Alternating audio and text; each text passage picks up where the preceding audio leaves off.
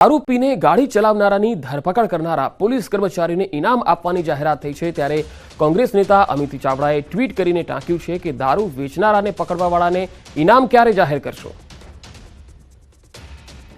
અમિત ચાવડાએ ટ્વીટ કરીને પોલીસને આ કહ્યું છે કારણ કે અમદાવાદ પોલીસે ટ્વિટર પર એક આ જાહેરાત કરી હતી કે જે કોઈ પણ વ્યક્તિ દારૂ પીને ચલાવશે અને પોલીસ કર્મચારી તેને પકડશે તો 200 રૂપિયા ઇનામ એક પોલીસ કર્મચારીને આપવામાં આવશે। ત્યારે અમિત ચાવડાએ એક સવાલ પણ ઉઠાવ્યો છે કે દારૂ પીને ગાડી ચલાવે એને તો પકડશો પરંતુ જે વ્યક્તિ દારૂ વેચે છે એને પકડવાવાળાને ઇનામ ક્યારે આપશો। પાટણ જિલ્લા પંચાયત કોંગ્રેસ પક્ષના દંડક સસ્પેન્ડ થયા છે। મંજુલાબેન રાઠોડને હોદ્દા પરથી હટાવી દેવાયા છે। પક્ષ વિરોધી કામગીરીના કારણે આ પગલાં લેવાયા છે। ગુજરાત પ્રદેશ કોંગ્રેસ સમિતિએ આ નિર્ણય કર્યો છે। પાટણ ધારાસભ્ય કિરીટ પટેલે અગાઉ માંગણી કરી હતી। પક્ષ વિરોધી કામગીરી કરનાર સામે કાર્યવાહીની માંગ ઉઠાવી હતી।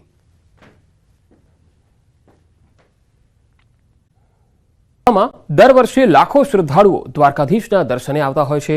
દ્વારકાનો દરિયા કિનારો યાત્રિકો માટે આકર્ષણનું કેન્દ્ર છે ત્યારે આ દરિયા કિનારે વધુ એક આકર્ષણ ઉમેરાશે। આગામી સમયમાં યાત્રિકો માટે સબમરીનની સુવિધા શરૂ કરાશે। આ સબમરીન માટે મજગાંવ ડોક કંપની સાથે ગુજરાત સરકારે MOU કર્યા છે।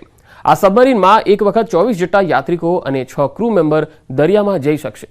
આગામી સમયમાં દ્વારકાના દરિયામાં સબમરીન મારફતે યાત્રિકો દરિયાઈ જીવસૃષ્ટિની સાથે પૌરાણિક દ્વારકા નગરીના અવશેષો પણ નિહાળી શકશે। આ પ્રોજેક્ટથી યાત્રાધામ દ્વારકાને અને પ્રવાસન ક્ષેત્રને વધુ વેગ મળશે।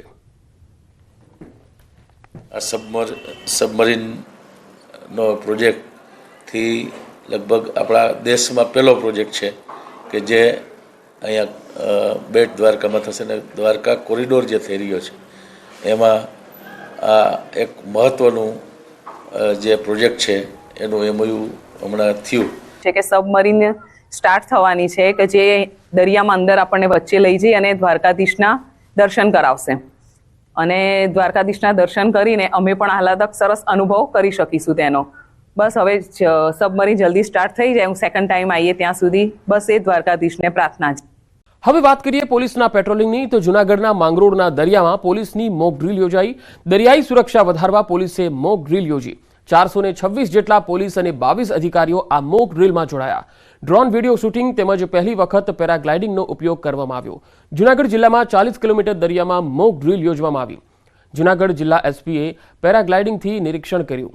દરિયાઈ માર્ગને વધુ સુરક્ષિત કરવા પોલીસે આ મોક ડ્રીલ યોજી।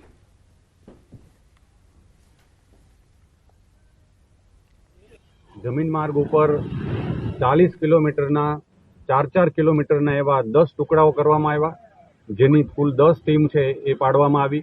દરેક ટીમ એમના નિશ્ચિત એવી જગ્યાએ એના લેટલોંગ ઉપર સવારમાં ત્યાં પહોંચી ગઈ। ત્યારબાદ એક સાથે એમનું વાયરલેસ કોમ્યુનિકેશનની સાથે એ 10 ટીમ પોતાનું ફૂટમાર્ચ કરી અને સમગ્ર 40 કિલોમીટર છે એ આ 10 ટીમે 4 કિલોમીટરના